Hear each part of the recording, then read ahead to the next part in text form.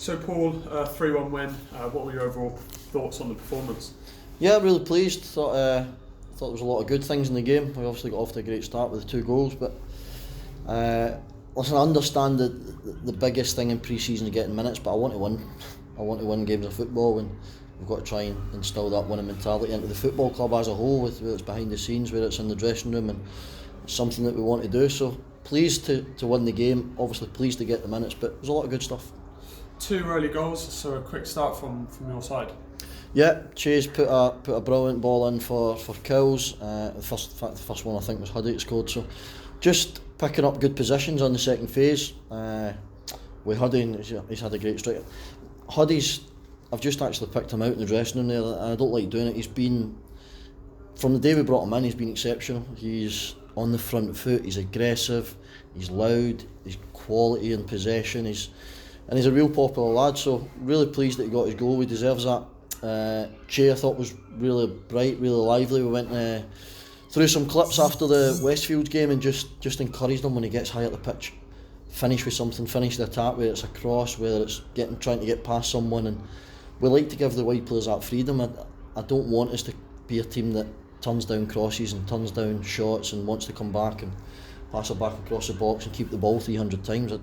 I don't want to be that manager. I'm not that manager, and so it just shows you when you put balls in the box, especially when we've got 2 players up there with Kills and Muller. It was a delayed start to today's kick-off. Does that pose a different challenge to your players? It's different. It definitely is. We obviously had a delay at the back end of last season with Farsley, so it's just probably a good thing in some ways where it's happened in pre-season. It might happen again in the season, so it's just a mentality thing to switch on. But clearly, the lads switched on straight away, and we managed to get 2 early goals. Moving on to the second half, a long throw from Babos into Cowley. Is that something that's going to be important in this league? Yeah, a lot of people have got long throws in this league. I don't know what it was. Babs decided to tell us with about a week to go last season. He had a long throw, so we got a couple of. I think we got the first goal came off a long throw as well, if I remember right, and the second goal as well. So the third goal, sorry. So it's something that we will have to look at. We won't rely on it, absolutely not. We won't rely on it, but it's another weapon for us. Matt Preston got his first few minutes. How do you think he looked?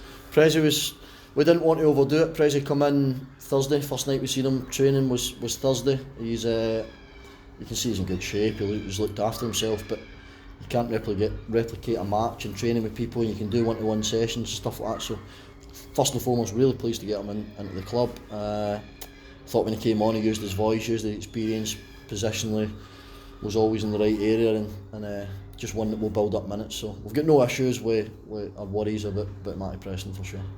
Only 1 goal conceded today. Do you think your defensive shape worked well against the Albion attack? Yeah, that was just to do with a lapse of concentration.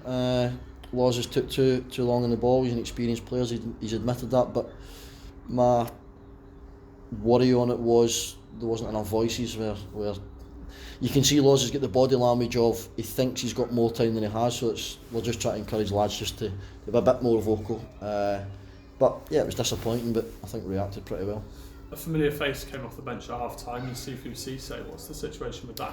Cisse and myself's got a very open relationship. We've always been honest. Cisse, I made it clear when